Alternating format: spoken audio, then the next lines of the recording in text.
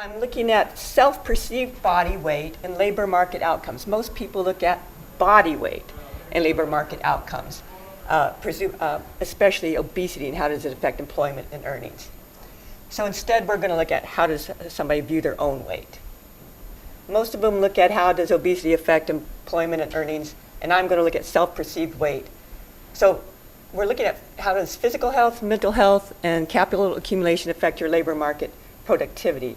And a lot of it hinges on how prospective employers view you. They're looking at you and trying to figure out, are you going to be a hard worker? Are you going to be a good team member?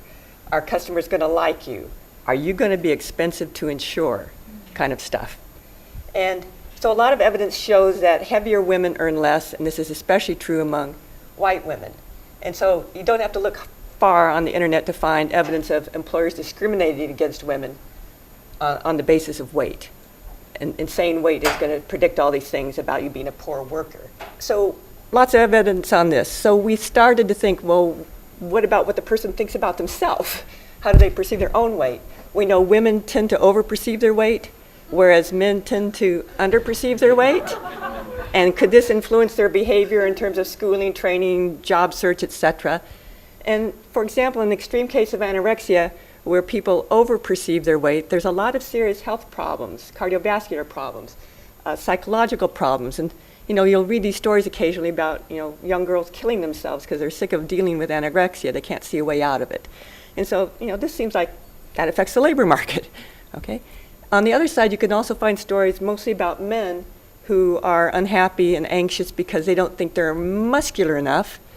And so they have poor self-image, lower self-confidence, and they engage in unhealthy behaviors like taking steroids, which can influence their behavior in the labor market. So we thought, okay, there's reason to believe self-perception could matter in addition to how the employers perceive you. So we went out and got access to a data set on about 7,000 individuals so we could look at, does their misperception of weight influence their employment and earnings? And we got people born in the early 80s. We can follow them from age 16 to age 31. We look at their body mass index, their weight relative to their height, and we use clinical categories based on BMI of are they underweight, healthy weight, overweight, or obese.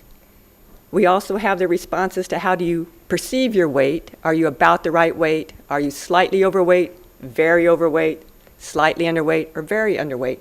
And so we can see if people's categories that they perceive themselves match up to the clinical category or not. Are they over-perceiving their weight, or are they under-perceiving their weight, or are they have they got it right? And so over aging, as we age, we can see, well, two things. Men are more likely to report thinking they're about the right weight than women. And then the older we get, as we go from 16 to 31, fewer and fewer of us think we're about the right weight. We're recognizing things are going awry. If we look at about the right weight by their BMI category, the people down here are underweight, but 40% of them think they're about the right weight. And up in this tail, these are overweight and obese people, and they think they're about the right weight. And the people in the middle here are in the healthy range, and 70% of them think they're about the right weight, which means 30% of them don't. So weight misperception is pretty common in this group of adolescents and young adults. So now, how does that influence their labor market outcomes of earnings, weeks worked, and number of lifetime jobs? And we run 3 models for each, where we start with just a basic demographic model, age, education, race, ethnicity. Then we throw in measures of cognitive skills, childhood behavioral problems. Were they generally happy most of the time, or did they report being unhappy most of the time? And then we add in our key variable of weight misperception. Do they underperceive their weight or overperceive their weight? And we interact it with gender to see if gender makes a difference. And so in the wage results, we see that higher BMI is associated with higher wages, unless you're female, and then you're going to earn less wages. And our weight misperception variables didn't matter at all.